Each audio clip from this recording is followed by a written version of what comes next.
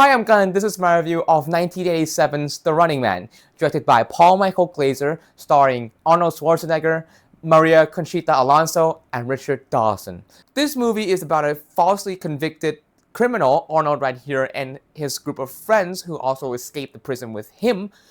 They are put into this game, The Running Man, which is a game show where the contestants are surviving from the hunters in this dystopian land underground, I think. And all of these are televised as a game show program, which is watched by audience worldwide. And the audience are cheering for their death and destruction.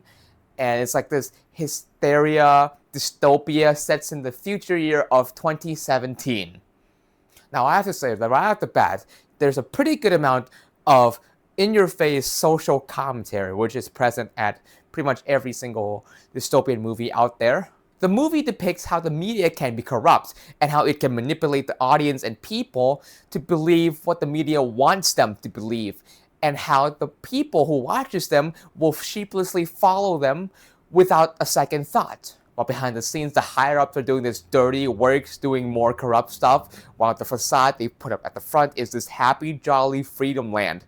And that facade in this movie is fantastically represented by the game shows of The Running Man, and how its studios, its shows, its hosts, and the audience fit into this movie.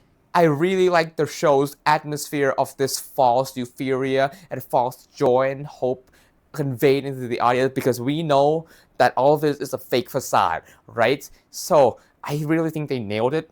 The host and the mastermind of the entire thing, Damon, is the antagonist of the movie. He is also really, really good. He's a dick, he's arrogant, he has no tolerance for people, and he is perfectly captured by that opening introduction scene of him with the hotel's janitor. He is a villain made to be hated by the viewers, and played by Richard Dawson, he did a fantastic job portraying the character. And at this point in the video, I have to remind you that The Running Man is still an 80s action Arnold movie, which means that we have to talk about that side now, which is not as bad as you think. Even though some of Arnold's line delivery pretty stinks, and there's way too many one-liner puns, jokes at the end of every deaths and fights and everything that happened, Arnold's character of Ben Richards is still, at the end of the day, a very rootable and cheerable protagonist of the movie. Since he was falsely accused of a crime he didn't commit, in reality he was trying to do the opposite. He was trying to save lives. And also in the movie, he has been through hell. He's been beaten, he's been going through a lot. So we feel him, we sympathize with him, and we want him to kick the villain's ass. But Amber, the love interest in this movie via Stockholm Syndrome by Arnold's assault, I guess, she is quite annoying in the movie, not going to lie. She's kind of like this damsel in distress that does not follow any direction or think for herself for most of the time. She just whines and whines and whines, and I get that, she is unhappy to be here in the Running Man game, she's also been falsely accused. But she doesn't cooperate with any of the characters at all. I mean, she did kind of cooperate with the glasses guy, but again, that's just like a small part of her character. She mostly just wants to get out of here, but doesn't do anything, but doesn't cooperate with Arnold's character at all. So she just ends up being annoying for me. The Stalkers, who are the hunters in the Running Man games, are pretty okay. They're quite creative with their gimmicky weapon and power, but I wish we get to see more variants of them, because in the movie they show like an entire living room of the Stalker cast. There's like 20 plus of them, so I wish we get to see more, because in this movie we get to see about like 5 of them. I want to see more. I don't need every single Stalker to get killed or have been sent off. I just need to see the protagonist of Ben Richards fight them. That's I'm happy with. And finally, I am going to be talking about the ending, so quick spoiler alert. I'm going to leave a timestamp right here. I'm going to talk about the ending and I'm going to reveal what it is, okay? Ready? Timestamp here. 3, 2, 1.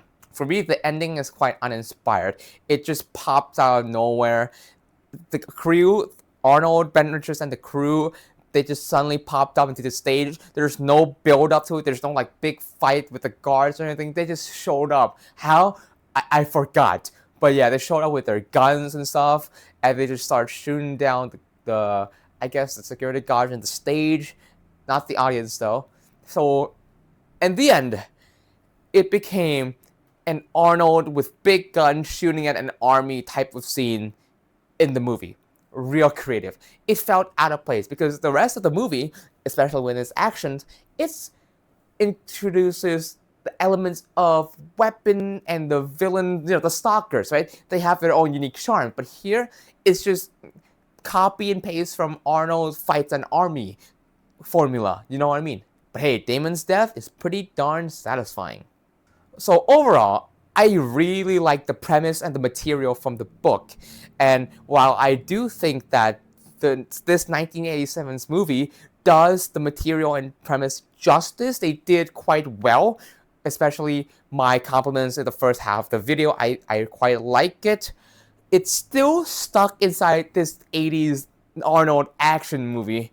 So it didn't shine through the best, right? They still have to leave room for Arnold's shenanigans. While he did blend in well with the environment, sure, I feel like Arnold being Arnold, he's the main character. Although he did quite take a lot of beating, I think that his shtick kind of puts the movie down a notch, which is why I have quite a high hope now for Edgar Wright's 2025 version starring Glenn Powell, which is coming out in about like a week from the time I'm recording this video.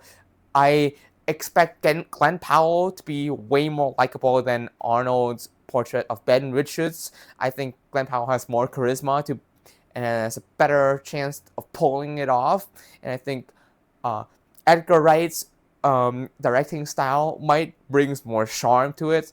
And Coleman Domingo, I think from the trailer, he looks like he's out of this world. He looks like he's going crazy, which I do look forward to. So yeah, I'm expecting a lot from the 2025 movies, which I will review in this channel, so stick around. But yeah, in this 1987 version, I still like it. I'm feeling a 3.5 out of 5 for this movie. Also, yeah, thanks for watching this video, this review of The Running Man. If you like it, please leave a like. And if you want to see more of me casually reviewing grab bag movies like this, and if you want to see that upcoming Running Man 2025 movie review, please subscribe to the channel, ring the bell, ring the notification, yada yada yada. And thank you for watching this video.